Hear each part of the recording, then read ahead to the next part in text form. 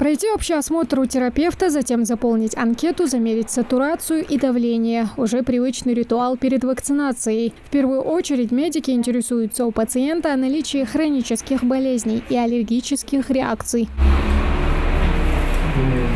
Если противопоказаний нет, то путь в прививочный кабинет открыт. Магомед Мархиев вот уже несколько лет работает в энергетической отрасли. Среди своих коллег он первый, кто вакцинируется от ковида. Надеется, что у него быстро сформируется стойкий иммунитет к болезни.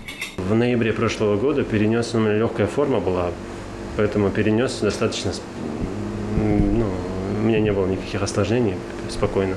Я надеюсь, что вакцина послужит причиной того, что я в будущем не заражусь этой заразой.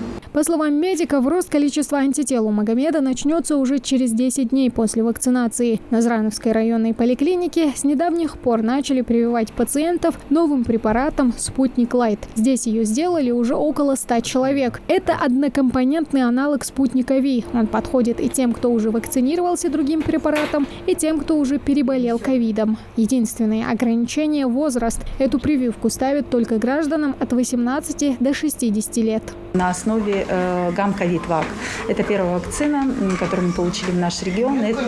ГАМ-ковид-ВАК сама по себе синтезирована на основе аденовируса. Удобно использовать тем пациентам, которые уже переболели, то есть их иммунная система уже знакома с данным вирусом.